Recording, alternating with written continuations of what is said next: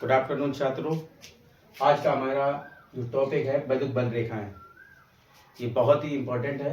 इसे बहुत ही उमंग और जोश के साथ पढ़ेंगे क्योंकि ये 2023 में तो आया नहीं ना, इससे संबंधित कोई क्वेश्चन आया है तो ये 2024 के लिए बहुत ही इम्पोर्टेंट क्वेश्चन रहेगा। तो सभी छात्र बहुत ही ध्यान से, और कहीं भी यदि ये टॉपिक समझ में ना आए तो तुरंत पूछे। वैसे हम इसकी बहुत ही सरल विधि और बहुत ही सरल टॉपिक भी है ये, ठीक है। हम जानेंगे वैद्युत बल रेखाएं क्या है, इनका दूसरा नाम क्या है और इनके गुण क्या है, ठीक है। ये किस प्रकार प्रकट की जाती हैं, ठीक है। तो चलते हैं वैद्युत बल रेखाएं। तो वैद्युत बल रेखाओं की जो डेफिनेशन होती है वो बहुत सरल होती है।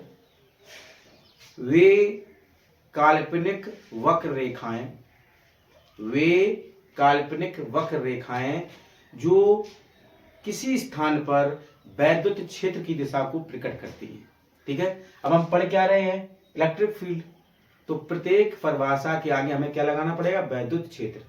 तो एक समान वैद्युत क्षेत्र में स्थित वे काल्पनिक रेखाएं, सबसे सिंपल और सरल परिभाषा, एक समान वैद्युत क्षेत्र में स्थित वे काल्पनिक वक्र रेखाएं जो किसी स्थान पर वैद्युत क्षेत्र की दिशा को प्रकट करती हैं। एक बार फिर से, एक समान वैद्युत क्षेत्र में स्थित वे काल्पनिक वक्र रेखाएं जो किसी स्थान पर विद्युत क्षेत्र की दिशा को प्रकट करती हैं, बल रेखाएं कहलाती हैं, ठीक है। ये हमारा एक पॉजिटिव चार्ज है और ये नेगेटिव चार्ज है। तो जो बल रेखाएं होती हैं वो हमेशा धन ध्रुव से निकलेगी और ऋण ध्रुव पर मिलेंगी। यहां से कोई बल रेखा निकल रही है,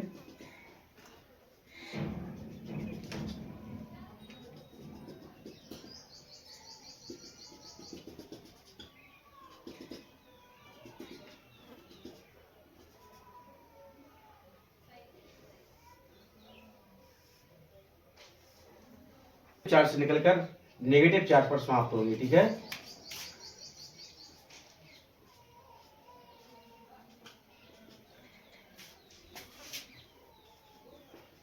वैद्युत बल रेखाएं,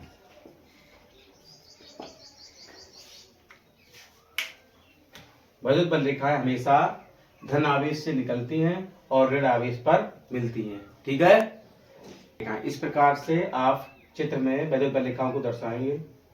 जो ये बल रेखाएं होती है हमेशा पॉजिटिव चार्ज से निकलती हैं और नेगेटिव चार्ज पर आकर मिलती है, ठीक है। अब जानते हैं वैद्युत बल रेखाओं के दूसरे नाम। वैद्युत बल रेखाओं को हम क्षेत्र रेखाएं तथा फ्लक्स रेखाएं भी कह सकते हैं, ठीक है। वैद्युत बल रेखाओं का जो दूसरा नाम होता है, ये नोट पॉइंट है, इसको नोट जरूर करें, क्षेत्र रेखाएं या फ्लक्स रेखाएं भी कह सकते हैं। अब जानते हैं वैद्युत बल रेखाओं के गुण। वैद्युत बल रेखाओं के गुण या नियम। तो वैद्युत बल रेखाओं के बहुत से गुण होते हैं, ठीक है। नंबर 1, जितने भी गुण हैं इस चित्र से हमें स्पष्ट मिल जाएंगे। अगर हम ये चित्र समझ लें तो हमें वैद्युत बल रेखाओं की जो प्रॉपर्टीज होती है सारी की सारी मिल जाएंगी। सबसे पहली प्रॉपर्टीज आप चित्र में देख सकते हैं कि जो वैद्युत बल रेखाएं हैं हमारी धन आवेश से निकलकर ऋण आवेश पर समाप्त हो रही है। तो पहला पॉइंट हमारा क्या हो गया, वैद्युत बल रेखाएं हमेशा धन आवेश से निकलती हैं और ऋण आवेश पर समाप्त होती हैं। और हमारा दूसरा टॉपिक अब क्या है, वैद्युत बल रेखाएं कभी एक दूसरे को काटती नहीं है। वैद्युत बल रेखाएं कभी एक दूसरे को काटती नहीं है, क्योंकि आपने देखा होगा जब भी धारा ले जाने वाले तार, दो तार होते हैं, एक नेगेटिव एक पॉजिटिव, यदि इन दोनों में आपस में कट हो जाए तो आगे धारा जाएगी, नहीं जाएगी, क्योंकि वहां से धारा की बहुत सी दिशाएं उत्पन्न हो जाएंगी जो कि संभव नहीं है। इसी प्रकार से नियम नंबर 2 क्या है, वैद्युत बल रेखाएं कभी एक दूसरे को काटती नहीं है, क्योंकि यदि वे काटेंगी तो उस स्थान पर क्षेत्र की दो दिशाएं उत्पन्न हो जाएंगी जो कि संभव नहीं है, ठीक है। एक बार फिर से दूसरा नियम, वैद्युत बल रेखाएं कभी एक दूसरे को काटती नहीं है, क्योंकि यदि वे एक दूसरे को काटेंगी तो उस स्थान पर वैद्युत क्षेत्र की दो दिशाएं उत्पन्न हो जाएंगी जो कि संभव नहीं है। नंबर 3, ये डॉटेड पॉइंट देखकर आपको याद आ रहा होगा नंबर 3 क्या बनेगा। नंबर 3 है वैद्युत बल रेखाएं एक खुला वक्र होती हैं। कैसी होती हैं? खुला वक्र। जबकि चुंबकीय बल रेखाएं कैसी होती हैं? बंद बल रेखाएं। तो हमें चुंबकीय बल रेखाओं की कोई जरूरत ही नहीं है। हमें क्या पढ़ रहे हैं हम? वैद्युत बल रेखाएं। तो नंबर 3 हमारा पॉइंट क्या होगा? वैद्युत बल रेखाएं खुला वक्र होती हैं। नंबर 4 वैद्युत बल रेखाएं परस्पर समदूरस्थ और समांतर होती हैं। वैद्युत बल रेखाएं परस्पर समदूरस्थ और समांतर होती हैं।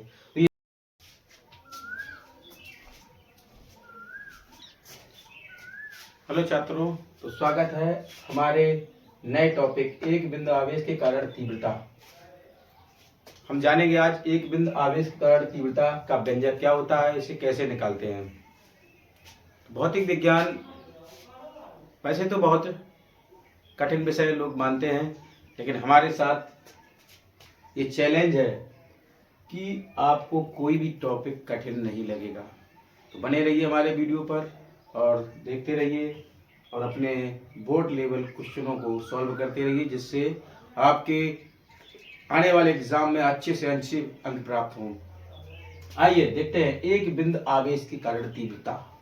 Intensity of electric field due to a point of charge. तो देखो बेटा, ये एक वैद्युत क्षेत्र है। यहां पर O बिंदु है और यहां पर P बिंदु है। O बिंदु पर कोई आवेश हमारा Q रखा हुआ है और P बिंदु पर कोई आवेश Q नॉट है। ठीक है, इसके बीच की दूरी जो है वो है स्मॉल r।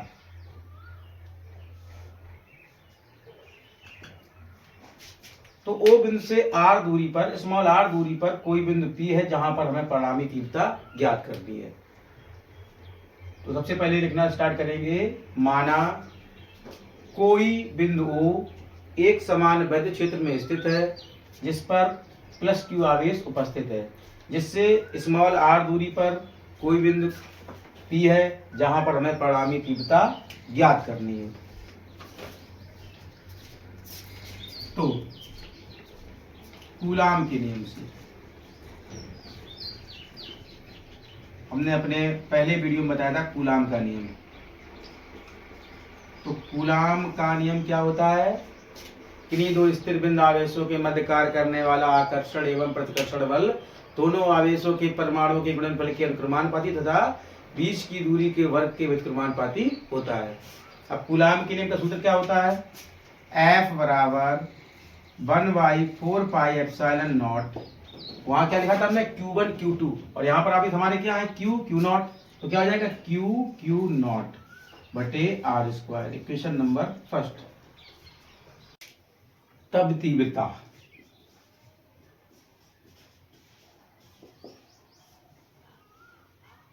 E बराबर F बटे Q नॉट। यही सूत्र होता है तीव्रता का।